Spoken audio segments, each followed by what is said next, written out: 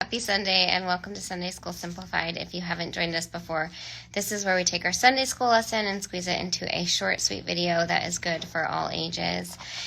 Today is Christ the King Sunday. If you're not familiar with that, it's celebrating Jesus in a way like we know he's Christ the King, but when we think of kings, we think of thrones and castles and riches of emeralds and rubies and just all kinds of bountiful meals and celebrations. And that's not anything what Jesus is. He's like the complete opposite, or like the backwards king. We talked a lot about backwards stuff. If you want to follow along in our scripture, it's Luke chapter 23, verses 33 through 43. And it's heavy. Like, I have a smile on my face, but it's heavy. Jesus is having the worst day of his life. He's not going to have another worse day. He's been arrested and accused of doing things that he didn't do. They're going to crucify him, but before they do it, they drag him through the streets. People are calling his names, and it's not just people on the streets that are partaking in this. This is like all of the religious leaders and the highest, most esteemed people spitting on him, saying, "Oh, what king are you? If this is what is happening, King of the Jews, show us if you're king." And he could have spat back at them. He could have grabbed the rock that they threw and threw it back at him, and he didn't. He just kept going. And I asked the kids, like, have you ever just had, like, a bad day, the worst day, where you wake up late, you rush to school, you realize you forgot your project or your homework, and then you're like, oh, well, let me just get to lunch. I have my, Mom said she was going to pack my favorite sandwich and my cookie, and I open it up.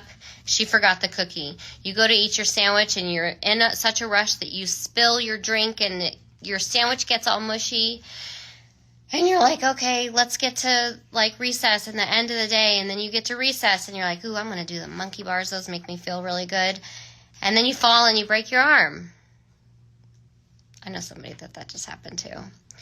When you're having one of those bad days, do you feel the anger, like, building up in you so much so that it's, like, seeping out of your pores, and someone asks you, the story of me.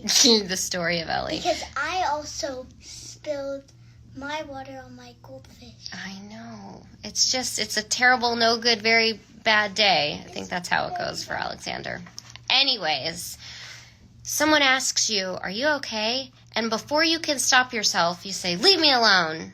Go away. And we push people away, or like we want to put our bad on them. Well, there was another criminal that came along that was being crucified with Jesus, and he asked him, will you remember me? And Jesus could have easily said, go away, leave me alone. I can't deal with you right now. And in all of his grace and mercy, he said, I will remember you. Jesus died and went through all of those things so that we could live. We have to remember to ask God for help. God helped him through that. Through that grace, he helped that other man find comfort in his last moments. And it's not easy. It's like exercising. You don't just go out and run a marathon. You have to practice. You have to train. If you don't stretch and flex your grateful, thankful muscle, it's not going to work when you need it. When you're in that lowest point and everything seems to be going bad for you, if you are not thankful and grateful in the times when it's good, you won't have that muscle memory to say, but I've got this and I've got that. And you know what else I've got? I've got God. And God has me. I mean, who can't feel that? Who's not ever been in that position in some way? I encourage you to go out this week, and this week that we focus on thankfulness. Hopefully we haven't all forgotten about Thanksgiving, and we flex our thankful, grateful muscles so that when things are going bad, we can remember that God's got us.